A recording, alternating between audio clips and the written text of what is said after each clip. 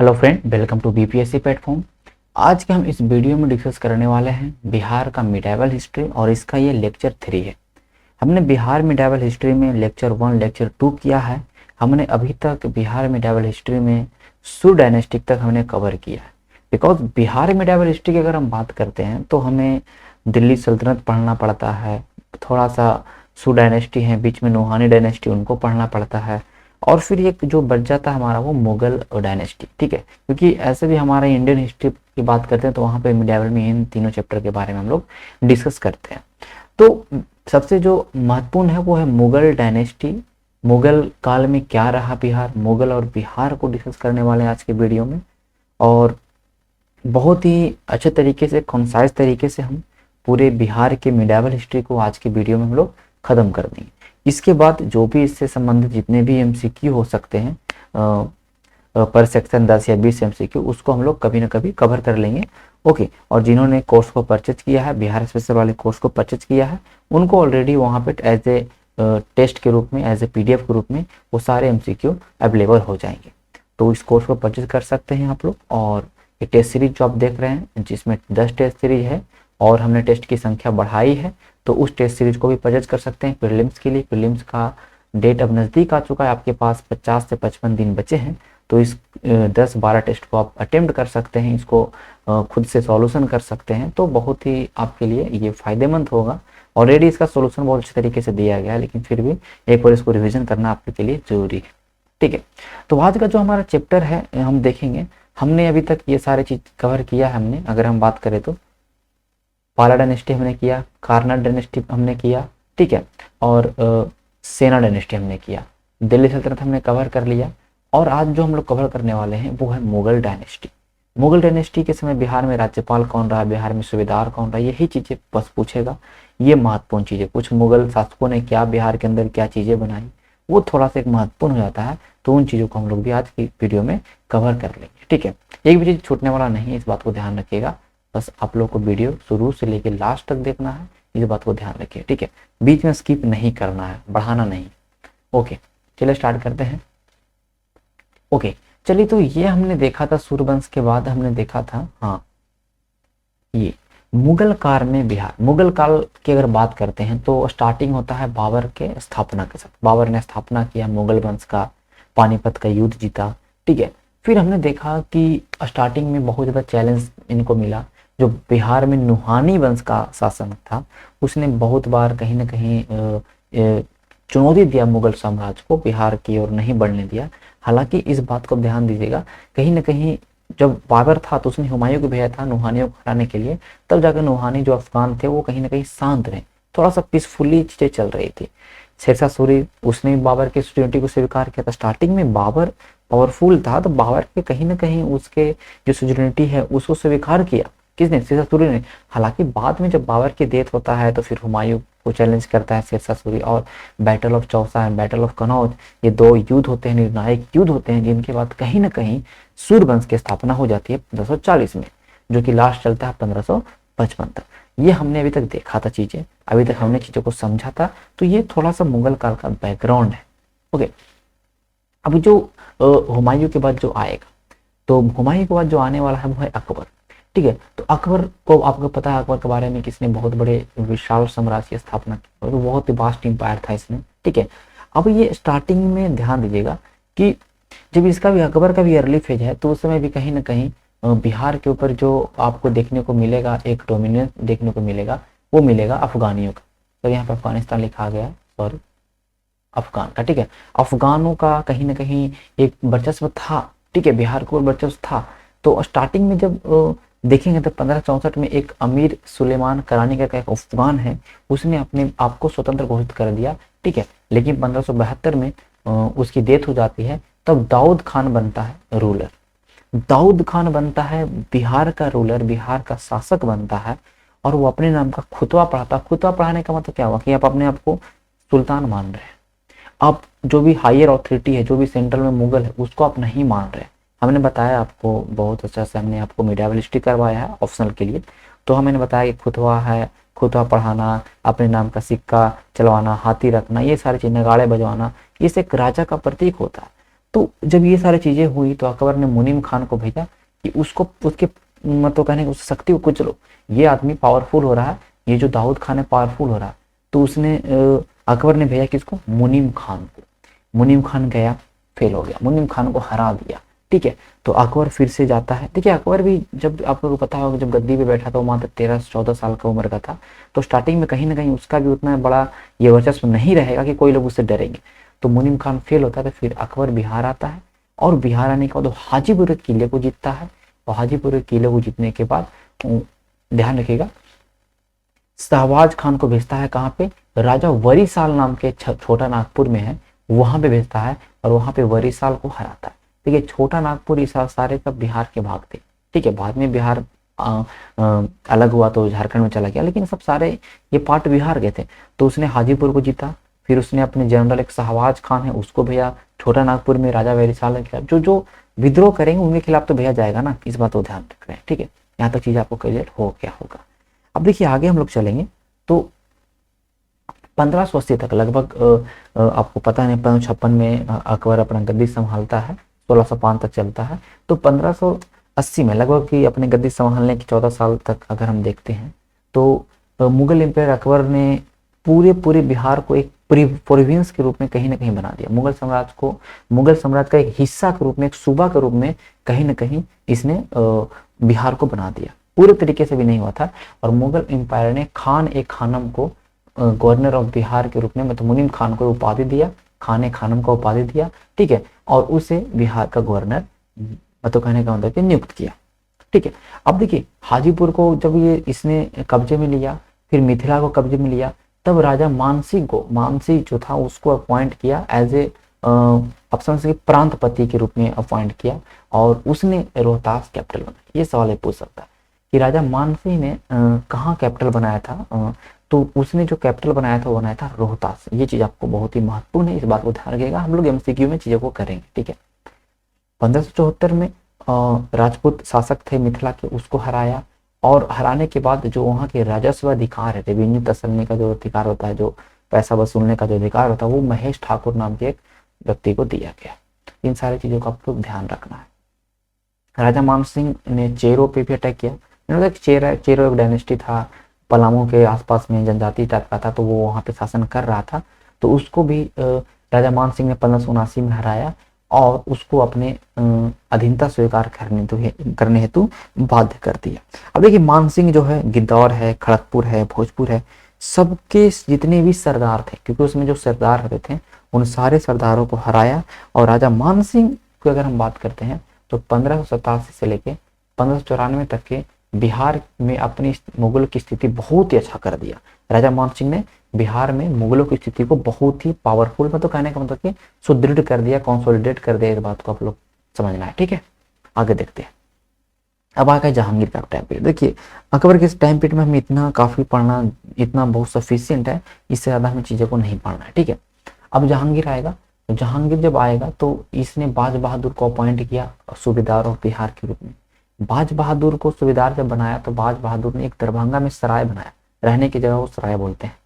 और वो सराय इसलिए बनाया गया था क्योंकि नूरजहां जो है जब भी वो बंगाल से दिल्ली ट्रेवल करती थी तो उसको रुकने के लिए, ठहरने के लिए जो बनाया गया था वो बनाया गया था बिहार के दरभंगा में नूर सराय। तो नूर सराय की स्थापना किसने किया? बाज बहादुर, सूबेदार of Bihar appointed by Jahangir. इस बात को ध्यान रखिएगा। नूरजहां का ब्रदर है, उसका नाम है इब्राहिम खान, उसको सूबेदार जब बिहार का बनाया गया तो उसने 1616 में मखदूम शाह दौलत का मकबरा बनाया। ये महत्वपूर्ण मनेर पटना में। तो मखदूम शाह दौलत का मकबरा कहाँ है? मनेर में। किसने बनाया? इब्राहिम खान ने बनाया, जो कि नूरजहां का भाई था। ठीक है, और वो बहुत ही अच्छा मुगल कालीन आर्किटेक्चर की बात करते, वास्तुकला का तो बहुत ही अच्छा उदाहरण है। उस चीज को समझेंगे हम लोग जब आर्किटेक्चर पढ़ेंगे तो। ठीक है, 1621 में जहांगीर जहांगीर का टाइम कितना? 1605 से 1628। ठीक है, ये ध्यान रखिएगा। ओके, तो जहांगीर ने अपॉइंट किया Parvez as a governor of Bihar. देखिए अपने अभी तक जितने भी अपॉइंट हो रहे थे बेसिकली आपने देखा जितना भी लोग को अपॉइंट किया गया सूबेदार के रूप में, तो वो कहीं ना कहीं कोई मतलब सेनापति है कुछ भी है, लेकिन अभी तक राजकुमारों को नहीं किया था। तो राजकुमार प्रिंस सॉरी परवेज राजकुमार को जहांगीर ने बिहार का गवर्नर बनाया। इस तरह से पहला जो गवर्नर बना वो बिहार का कोई राजकुमार, मुगल राजकुमार, तो वो था प्रिंस सॉरी परवेज। इस बात को ध्यान रखिएगा 1612 में। अब औरंगजेब का टाइम पे अभी शाहजहां के समय बहुत चीजें अच्छा तरीके से चला, मतलब कहने का मतलब ये हुआ कि शाहजहां के समय बिहार में स्थिति बहुत ही पीसफुली रहा, सब चीजें सही से चल रहा था। उस समय बहुत सारे ये तो कहने का मतलब है कि अलग अलग सूबेदार बने, लेकिन वो हमारे लिए महत्वपूर्ण नहीं है। ठीक है, इस बात को ध्यान रखिएगा, सब कुछ हमें नहीं पढ़ना होता है। औरंगजेब ने अपॉइंट किया दाऊद खान कुरैशी को सूबेदार ऑफ बिहार, और उस दाऊद खान कुरैशी ने एक दाऊद नगर की स्थापना की जो आज औरंगाबाद में देखने को मिलता है। ठीक है, जो कि शुरुआत में गया डिस्ट्रिक्ट के अंदर में था। ठीक है, और तो ये दाऊद नगर का स्थापना किसने किया? दाऊद खान कुरैशी, सूबेदार of Bihar, appointed by the governor sorry appointed by the Aurangzeb. 1702 में अगर देखते हैं तो grand son prince Azim was appointed as a सूबेदार ऑफ बिहार। अब देखिए अजीम करके एक पोता है औरंगजेब का।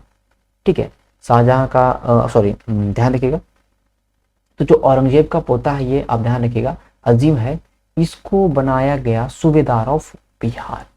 क्या बनाया गया? सूबेदार ऑफ बिहार। जो उसने पटना पे 1 करोड़ रुपया खर्चा किया पटना के रिनोवेशन में, और उसने नाम रख दिया अजीमाबाद 1704 में। ठीक है, अजीम देख रहे हैं, इस बात को समझ रहे हैं। अजीम का बेटा होगा फर्रुखसियार जो कि पटना में जन्मा, और पटना में ही उसने एक औपचारिक रूप से राज्याभिषेक करवाया। तो पटना में या बिहार में राज्याभिषेक करवाने वाला पहला मुगल शासक तो फर्रुखसियार हो जाएगा। ठीक है, वो क्या हो जाएगा? फर्रुखसियार हो जाएगा। इस बात को ध्यान रखिएगा। औरंगजेब के समय में ही इंग्लिश जो यात्री हैं वर्नियर वो पटना आए। ठीक है, और ट्रेवेनियर की बात करते वो भी पटना आया। तो ये दो चीजें बहुत ही महत्वपूर्ण है, इस बात को आपको ध्यान में रखना है। ठीक है, ये दो चीजें बहुत महत्वपूर्ण है कि बर्नियर कब आया था, किसके समय में? तो औरंगजेब के समय में पटना में आया था। ये सारी चीजें आपको समझ में आ रहा होगा, यहाँ तक चीजें आपको क्लियर होगा। तो अब आगे चलते हैं। अब देखिए फर्रुखसियार के समय, देखिए हम लोग औरंगजेब में देख लिए, फिर हमने देखा कि फर्रुखसियार के टाइम में। तो फर्रुखसियार की अगर हम बात करते हैं तो ये थोड़ा सा मॉडर्न हिस्ट्री में चला जाएगा। ठीक है, मॉडर्न बिहार में चला जाएगा।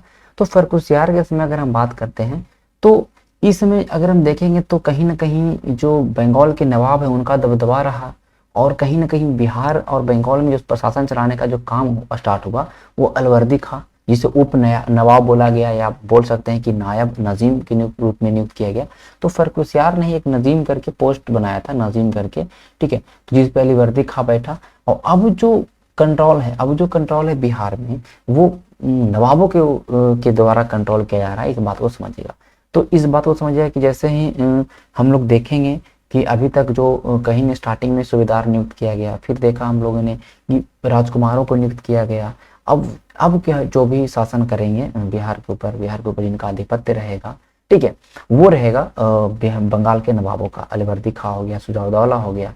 तो वो चीजें हम लोग मॉडर्न हिस्ट्री में देखेंगे, मॉडर्न हिस्ट्री में ऑलरेडी कवर किया गया होगा, इस बात को ध्यान दीजिएगा। ठीक है, बाकी हमारे लिए महत्वपूर्ण नहीं है। अब हम थोड़ा सा कुछ ऐसे अलग फैक्ट की बात करेंगे जो आपको समझना है। ठीक है, बिहार में शासन की व्यवस्था को देखते हैं। बहुत ही छोटा वीडियो था, इस बात को ध्यान रखिएगा, क्योंकि बिहार शासन। ठीक है, अब देखिए बिहार में जो प्रशासन था मुगल काल के समय में, तो अब देखिए ध्यान रखिएगा आईने अकबरी जो बुक है, आईने अकबरी, तो आईने अकबरी में बिहार को 7 सरकारों में विभक्त किया गया था। 7 सरकारों में, तो 7 प्रांत मतलब समझ सकते हैं, 7 सरकारों में विभक्त किया गया था। और इन 7 सरकारों को छोटे छोटे 199 परगनों में विभाजित था, इतना में। ठीक है, ये लिखा गया है आईने अकबरी के अकॉर्डिंग। ठीक है, आईने अकबरी के अकॉर्डिंग वो 7 कौन कौन थे मैं यहाँ पे लिख दूं। तिरहुत, ओके, हाजीपुर, सारण, ये तो कुछ आपको नाम याद ही हो गया होगा क्योंकि मैंने सबका नाम ऑलरेडी मैंने लिया। चंपारण, मुंगेर, बिहार। देखिए बिहार मतलब समझिए कि बिहार उसमें ऐसा कुछ नहीं था ना कि पूरा एक बिहार है। अब एक बिहार बोलते थे पटना गया वाला क्षेत्र, पटना और गया वाला क्षेत्र को। ठीक है, फिर रोहतास, तो ये जो आप देख सकते हैं कुछ ऐसे 7 प्रांत 7 सरकारों हैं, और फिर इनके अंदर छोटे छोटे परगने थे, तो उन चीज़ों पे हमें ध्यान नहीं देना है, ठीक है। अब सारे सरकार के अंदर क्या है, एक जमींदार है, क्या है, एक जमींदार है, ठीक है। परगना के अंदर भी कुछ कुछ छोटे छोटे उप सरदार हैं। इन तरह से चीजें चल रही थी। लेकिन औरंगजेब के समय परगनों की संख्या, सॉरी, सरकारों की संख्या 8 हो गई और परगनों की संख्या कितनी होगी, 245। तो ये थोड़ा सा डाटा ध्यान में रखना है, बहुत ज्यादा महत्वपूर्ण नहीं है, ऐसा भी नहीं है कि सब कुछ याद करना है। हम इनसे संबंधित इतने आपको जब भी हम लोग आपको पता होना चाहिए कि हम लोग स्टार्ट कर रहे हैं, एमसीक्यू सेशन स्टार्ट करने वाले हैं, ठीक है। बेसिकली लाइव चलेगा, रिकॉर्ड चलेगा, अभी डिसाइडेड है, हम लोग स्टार्टिंग में लाइव ही चलेंगे। तो एमसीक्यू सेशन जो चलने वाला है, डेली हम लोग 40 से 50 एमसीक्यू करेंगे डेली, और इसमें पूरा मिक्सअप होगा, पूरा पॉलिटी, हिस्ट्री, ज्योग्राफी, इकोनॉमिक्स सब होगा, ठीक है। करंट अफेयर को छोड़, करंट अफेयर का ऑलरेडी चल रहा है, तो करंट अफेयर को छोड़ के सारे चीज होंगे, और इसमें हम लोग बिहार स्पेशल को कवर करेंगे। तो आपको जितना भी बिहार मिडाइबल हो, बिहार मॉडर्न हो, बिहार एंशियंट हो, हम सब कुछ कवर करवा देंगे। इतना एक से एक प्रश्न जो भी रहेगा, एक भी छूटने का चांसेस नहीं। अगर वो ये जो हम लोग एमसीक्यू सेशन चलवाने वाले हैं, ये जो सेशन चलेगा, इस सेशन में कम से कम हम लोग 50 डेज करेंगे, ठीक है। स्टार्ट करेंगे इसको, मंडे से स्टार्ट करने वाले हैं, संडे से ही स्टार्ट हो जाएगा। तो 50 दिन में लगभग हम लोग 2000 प्रश्न को करेंगे, और वो सारे प्रश्न एक से एक होंगे, एग्जाम ओरिएंटेड प्रश्न होंगे, और हर एक प्रश्न को इस तरह से तैयार किया जाएगा कि एक प्रश्न में आप लोग 4-5 प्रश्न सीख पाए। वो सारा सवाल ही इतना बेहतरीन रहेगा कि आपको, अगर आप 10 प्रश्न भी करते हैं अगर मिडावल का, तो 10 प्रश्न पूरा मिडावल खत्म। इस तरह चीजें आपका होगा, तो वो क्लासेस को मिस नहीं करना है।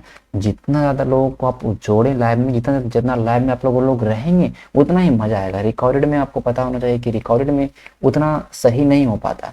अगर लाइव में रहेंगे तो सामने तो आप प्रश्न भी पूछ सकते हैं, वहाँ पे चीजें आपका क्लियर होगा, डाउट। तो ज्यादा लोग लाइव में जुड़ने की कोशिश करेंगे और अपने लोगों को जोड़ेंगे, ठीक है। इतना बेहतरीन आपको कहीं पे नहीं मिलने वाला, इस बात को ध्यान रखिएगा, ठीक है। और वो पूरा फ्री ऑफ कॉस्ट होगा, वो वहाँ ऐप पे भी चलेगा, आपका यहाँ पे भी चलेगा, हर एक जगह लाइव चलेगा, इस बात को ध्यान रखिएगा।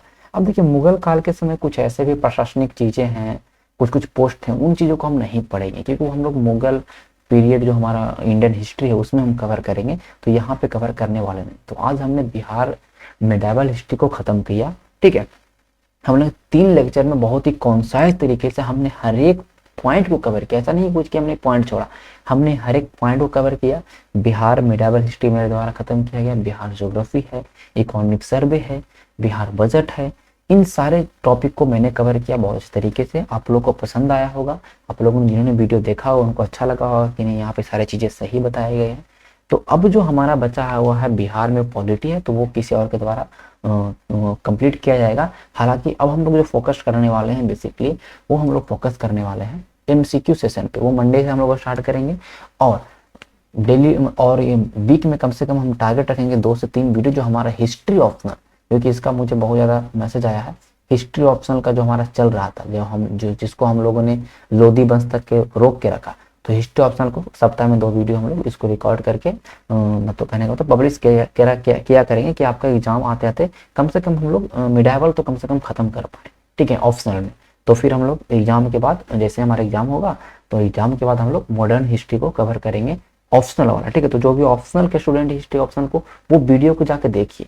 अभी मिडाइवल का जो स्टार्टिंग से हमने करवाया उसको देखिए, इनसेट में हमने कुछ करवाया उसको देखिए। सारी चीजें एक से एक बेहतरीन है। आपका आंसर राइटिंग आप यहाँ से सीख सकते हैं, आपको कोई बुक फॉलो करने की जरूरत नहीं पड़ेगा। बहुत ही बेहतरीन तरीके से बनाया गया, बहुत ही मेहनत से बनाया गया। तो उन चीज़ों को फॉलो करें। इधर यूट्यूब पे बहुत सारा फैला हुआ है, आप कचरा के रूप में फैल गया, इतने सारे चैनल आ चुके हैं कि उन चीज़ों को आपको देखने से कोई फायदा नहीं, केवल आपका टाइम वेस्ट होगा। जहाँ पे चीज़ें मिले, जहाँ पे कंटेंट अच्छा मिले, लंबा कंटेंट रहे, उन चीज़ों को देखिए। केवल शॉर्टकट में चीज़ें नहीं चलता है, ठीक है। चलिए, तो मिलते हैं नेक्स्ट वीडियो में। इस चीज़ को सब्सक्राइब करिएगा और चैनल को और भी शेयर करिए लोगों के बीच में जो भी आपका बीपीएससी प्रिपरेशन कर रहे हैं, ठीक है। तो मिलते हैं कल के वीडियो, तब तक के लिए धन्यवाद।